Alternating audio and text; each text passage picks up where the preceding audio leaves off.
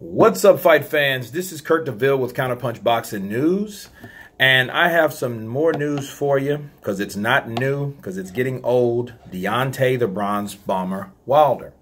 Now he states that he promises the fans that after he defeats Tyson Fury, he will take on AJ, Anthony Joshua. He says he wants to bring back the golden era of boxing. The last golden era of boxing, he states, belonged to Lennox Lewis. He wants to bring that era back. He wants to bring that to the forefront. You know, he says that Team AJ knows what we want. If we can't come to a deal, there'll be no fight. Now, question. How contradicting is that? You first say, I want to bring back the golden era of boxing. You compare yourself to Lennox Lewis in doing so because he was the last era of the golden era of boxing. But then yet you turn around and say, oh, they know what we want. If we can't come to an agreement, there will be no fight. But you just promised fans that you will fight AJ. So if you promise a group of people, society, your fans something, then you turn around and say, well, I won't fight him if the deal's not right. That's the biggest damn contradicting thing I ever heard. Now, I know Deontay says off the wall things, but in the same article, I will leave it below for you guys so you guys can check this out. You say, hey, I'm going to promise the fans this fight, but then there will be no fight if the terms are not right and I got to go on with my career. So I guess you said something to save face. Yeah, I'm going to fight AJ next, I promise, guys. But then yet cover your own ass to not make a liar out of yourself in the same segment, in the same interview article, that, oh, but if it's not right, we won't make the fight. Come on now. Like, this is really getting old. It seems like to me he's trying to use that same narrative, this same tactic he did last year. This is February of 2019. He's been saying this shit since, what, October, November of 2017. Talking about Anthony Joshua. You know, and Showtime, Showtime did not even want to air the Stavern fight because they were tired of him fighting nobodies, cab drivers, Uber drivers, painters and shit like that. You know what I mean? Guys that really no one knew who they were. They wanted him to deliver because all the wins, all the knockouts, he has nothing to show for it, okay? That resume has been so padded. You know, it's ridiculous at this point. So I guess that was look, I believe that was the plan the whole time. Like, hey, mention AJ's name because he's the guy that's making all the money in your division. That was the whole scheme. Because it's like, oh, I don't want to fight him if the money's not right, but I promise people I'm going to fight him.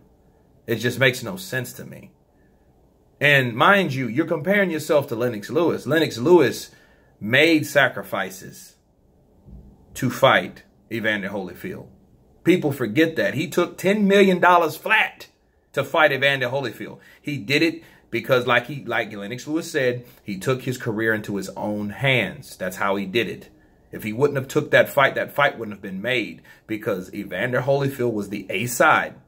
They were the dominant side of things. He was the known champion. He was the champion that carried the stakes. Okay? Not Lennox Lewis. Lennox Lewis knew that. Lennox Lewis knew, I'm not liked. I'm in a foreign land. I have to take this shot if I want to fulfill my dreams and goals. But that's the difference between Lennox Lewis and Deontay Wilder. Lennox Lewis is willing to sacrifice because he believed that he could beat Evander Holyfield, which he did twice. Deontay Wilder does not. It clearly shows that. He has no intention of fighting Anthony Joshua because it's too much at stake. You guys know the deal. I broke it down too much. We don't have to keep rehashing it and going over it. I won't spend too much time on this because it's just, hey, it's just the same regurgitated shit that Deontay Wilder says just to get his name out there or to get you hoping that there's going to be a fight. And then of course, there is no fight because, of course, the last thing he said, oh, I'm thinking about freezing him out in 2 years. What does that seem like? So you're going to wait 2 years to finally, until you're old, till you're 35? He's 33 now. Okay, he turns 34 in October. So does Anthony Joshua, right? And Anthony Joshua will be 30 because he's 29 now. Okay, so what does that seem like? It seems like he's trying to get every drop out of that every drop of blood out of that turnip. You know what I'm saying? That's what he's doing. So this Tyson Fury fight, there's really no need for a rematch. He knows that. When the fight was available for him, the Anthony Joshua fight, he didn't take it. He turned down $28 million, and then Team Wilder wasn't even answering phone calls. So how are we going to believe that you are promising the fans you're going to fight Anthony Joshua next? Impossible. It's very hard to believe. You guys ain't even picking up the phone. You're supposed to be a business. You know what I mean? These guys are your management team and they can't return emails and shit.